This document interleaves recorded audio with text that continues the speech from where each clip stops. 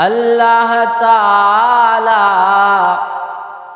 जे तरफ़ा रमज़ान मुबारक आयो आ।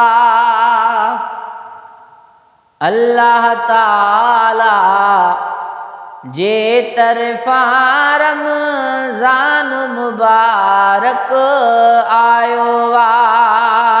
हर मोमिन हर हिक मस्जिद खे जिने सारन सां जरे कायो आ।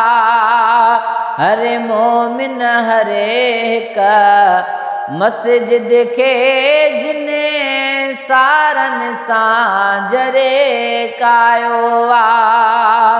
अल्लाह ताला जे तरफ़ा रमज़ान मुबारक आयो आ।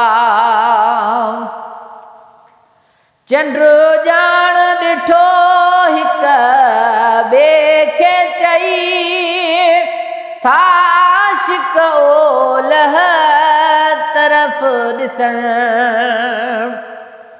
चंड ॼाण ॾिठो हिक ॿिए खे चई था आशिक़ ओलह तरफ़ ॾिसण।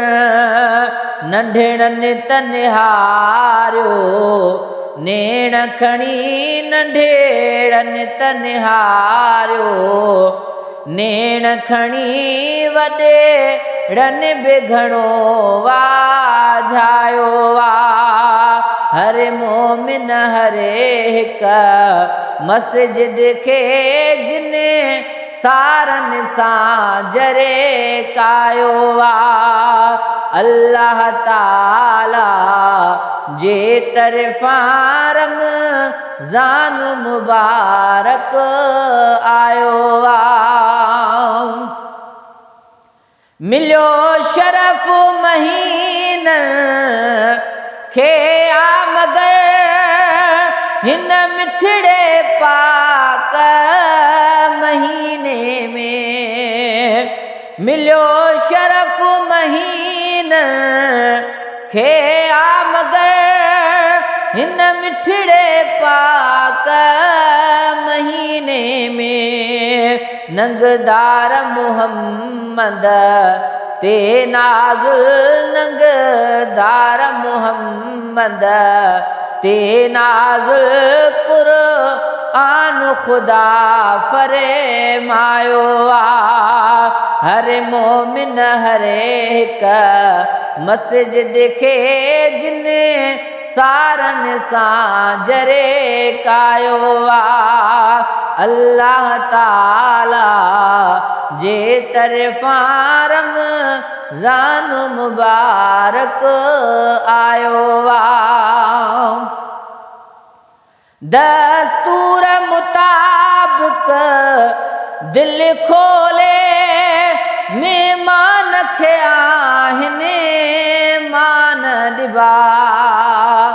दस्तूर मुताबिक दिल खोले मेहमान खे आहिनि मान ॾिबा।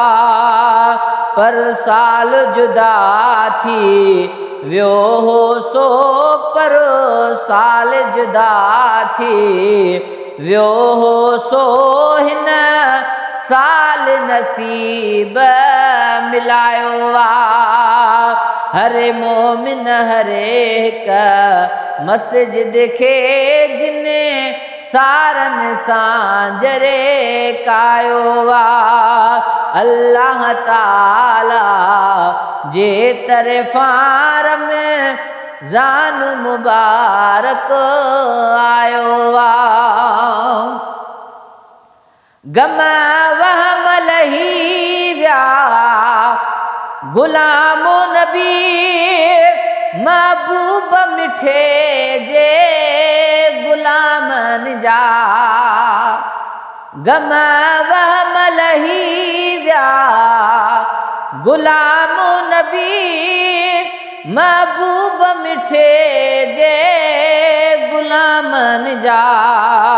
उन ख़ास ख़ुशीअ जे मौके ते उन ख़ास ख़ुशीअ जे मौके ते मौलूद महेसर ॻायो अल्लाह ताला जे तरफ़ार में ज़ान मुबारक आयो हर मोमिन हर हिक